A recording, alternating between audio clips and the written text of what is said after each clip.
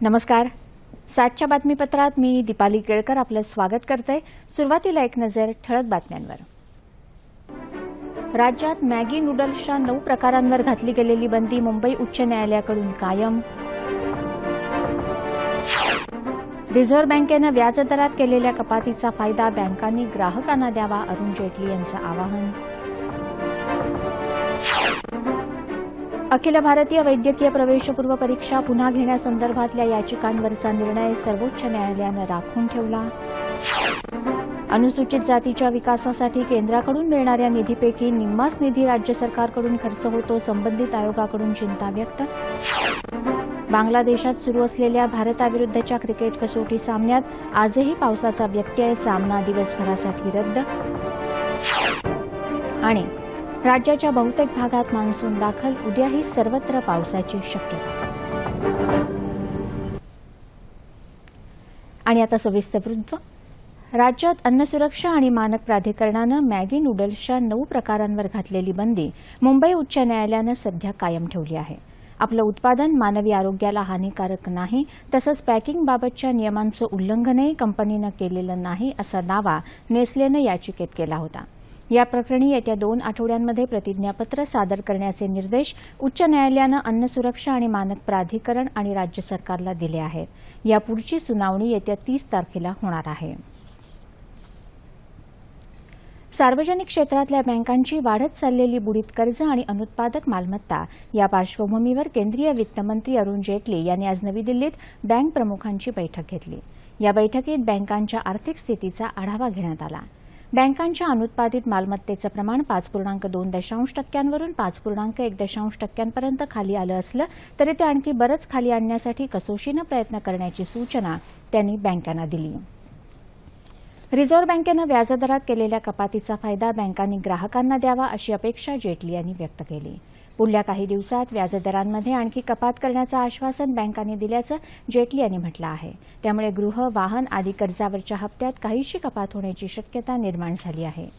या बैठकीत जेटली यांनी केंद्राच्या प्रधानमंत्री जीवन ज्योती विमा योजना, अटल पेन्शन योजना आणि प्रधानमंत्री सुरक्षा विमा योजना या महत्वाकांक्षी सामाजिक सुरक्षा योजनांचाही आढावा घेतला. बैठकीपूर्वी जेटली यांनी रिझर्व्ह बँकेचे गव्हर्नर रघुराम राजन यांची भेट घेतली. अखिल भारतीय वैद्यकीय प्रवेशपूर्व परीक्षा पुन्हा घेण्यात यावी या मागणीसाठी दाखल झालेल्या याचिकांवरचा निर्णय सर्वोच्च न्यायालयानं आज राखून ठेवला. या संदर्भात 15 जूनला निकाल देण्यात येणार आहे. सीबीएसईतर्फे 3 मे रोजी अखिल भारतीय वैद्यकीय प्रवेशपूर्व परीक्षा 2015 घेण्यात आली होती. या परीक्षेत गैरप्रकार झाल्याच्या आरोपावरून ही परीक्षा पुन्हा घेण्यात यावी अशी मागणी करणाऱ्या याचिका सर्वोच्च न्यायालयात दाखल झाल्या आहेत. आंतरराष्ट्रीय बालमजुरी विरोधी दिनानिमित्तानं राष्ट्रीय बाल कामगार प्रकल्पातर्फे धुळ्यात आज बालमजुरी प्रथेविरुद्ध जनजागृती करण्यासाठी रॅली काढण्यात आली. इस्लामपूर भागातून काढण्यात आलेल्या या रॅलीचा सरकारी कामगार अधिकार्यालयासमोर समारोप झाला. मुक्त करू बालकामगार, महाराष्ट्र शासनाचा निर्धार, बालकामगारांना कामावर ठेवणं गुन्हा आहे, शिक्षणाशी नाते जोडा, बालमजुरी प्रथा तोडा असे संदेश या रॅलीतून देण्यात आले.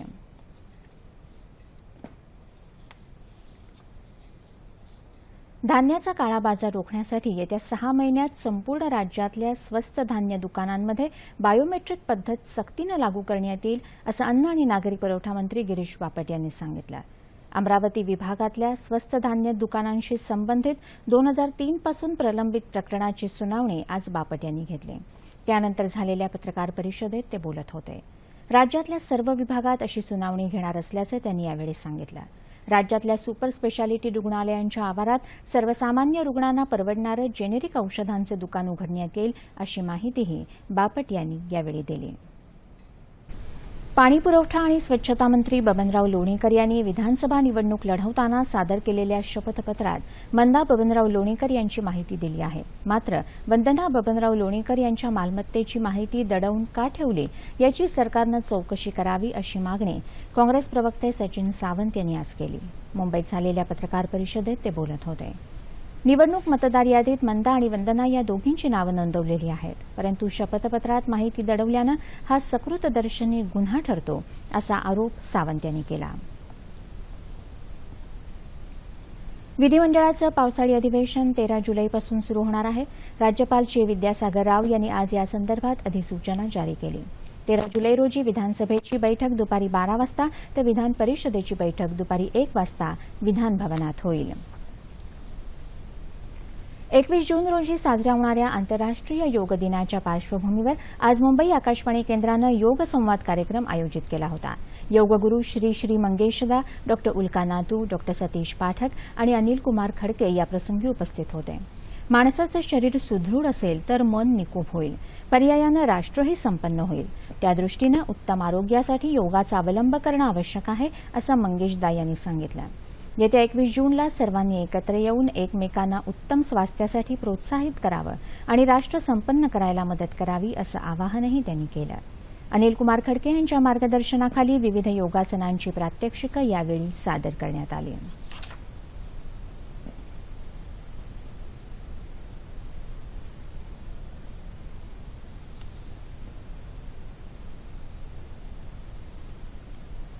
अनुसूचित जातीच्या आर्थिक विकासासाठी केंद्राकडून मिळणाऱ्या एकूण निधीपैकी केवळ निम्माच निधी राज्य सरकार खर्च करत असल्याची चिंता राष्ट्रीय अनुसूचित जातीच्या आयोगाचे अध्यक्ष PL पुनिया यांनी आज व्यक्त केली. अनुसूचित जातीचा आयोग 2 दिवसांच्या राज्याच्या दौऱ्यावर आला होता. आज या दौऱ्याची सांगता झाली. त्यानंतर मुंबईत आज आयोजित पत्रकार परिषदेत त्यांनी ही खंत व्यक्त केली. अनुसूचित जातीच्या व्यक्तींवरील अत्याचाराच्या गुन्ह्यांसंदर्भात 30 दिवसांच्या आत चौकशी पूर्ण करावी, असं मतही पुनिया यांनी यावेळी व्यक्त केलं. राज्यातल्या अनुसूचित जातीचा साक्षरता दर देशाच्या सरासरीपेक्षा जास्त असल्याबाबत समाधानही त्यांनी यावेळी व्यक्त केलं. महिलांच्या साक्षरतेत 11% वाढ झाली असल्याचंही त्यांनी यावेळी सांगितलं. बातमी क्रिकेटची. बांगलादेशात सुरू असलेल्या एकमेव क्रिकेट कसोटीच्या आज 3ऱ्या दिवशीही पावसानं सामन्याची पाठ सोडली नाही. पावसाच्या व्यत्ययात भारतानं दुपारच्या सत्रापर्यंत 6 बाद 462 धावा केल्या. पुन्हा पाऊस आल्यानं खेळ दिवसभरासाठी रद्द करण्यात आला. आज खेळाला सुरुवात झाली तेव्हा शिखर धवननं 23 धावांची भर टाकून त्याची खेळी 173 वर नेली.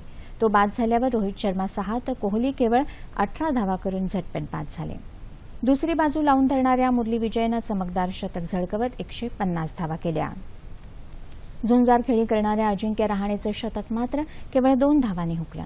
नंतर आलेला वृद्धिमान 6 झटपट बाद झाला. आजच्या दिवसाचा खेळ संपला तेव्हा धावपट्टीवर अश्विन आणि हरभजन सिंग खेळत होते.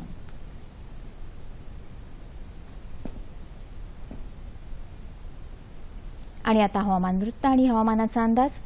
राज्यात मुंबई, ठाणे, डहाणू या उत्तर कोकण भागात तसंच पुणे आणि कोल्हापूरमध्ये मान्सून दाखल झाल्याचं मुंबई प्रादेशिक हवामानशास्त्र विभागाचे उपमहासंचालक कृष्णानंद होसाळीकर यांनी दूरदर्शनला सांगितलं. मुंबई आणि परिसरात काल रात्री आणि आज सकाळी जोरदार पाऊस झाला. राज्यात अनेक ठिकाणी काल आणि आज पाऊस झाला. काही ठिकाणी ढगाळ वातावरण होतं. अमरावतीमध्येही आज यावर्षीचा पहिला पाऊस झाला. सातारा जिल्ह्यातल्या खटाव तालुक्यातल्या पडळ, कणसेवाडी, एनकुळा, पडसगाव आणि डोंगरमाथ्यावर आगासवाडी परिसरात काल सायंकाळी ढगफुटीसदृश पाऊस झाला.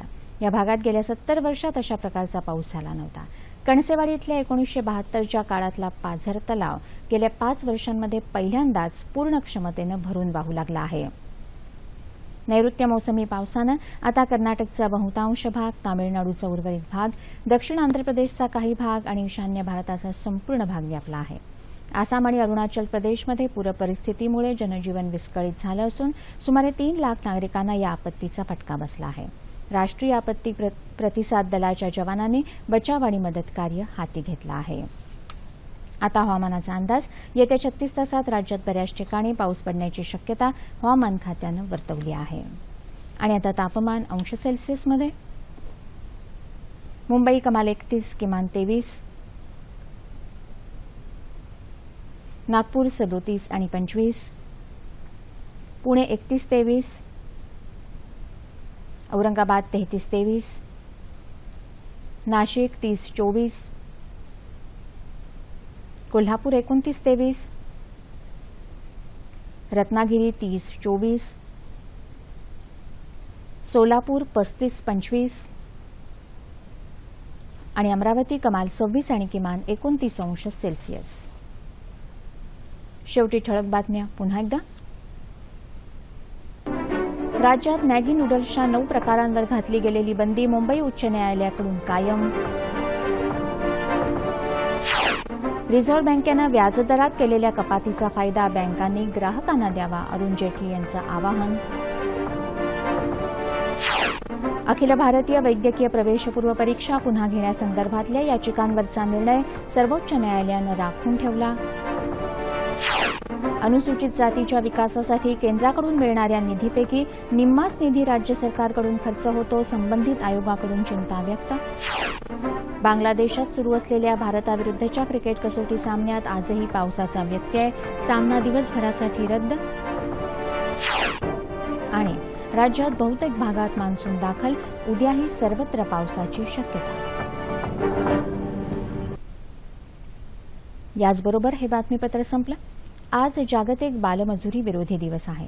बालपणीचा काळ सुखाचा असं म्हणतात, पण हे सुखाचं बालपण अनेक बालकांना अनुभवताच येत नाही. बालमजुरी ही भारतासह आंतरराष्ट्रीय स्तरावरची मोठी समस्या आहे. त्यामुळे बालमजुरी संपुष्टात आणण्याच्या दृष्टीनं आता ठोस सक्रिय पावलं उचलण्याची गरज आहे. याविषयी आज 9:30च्या बातमीपत्रात सामाजिक कार्यकर्ते संतोष शिंदे यांच्याशी सविस्तर चर्चा करूया. तेव्हा पुन्हा भेटूया सह्याद्री वाहिनीवर रात्री 9:30 वाजता. नमस्कार.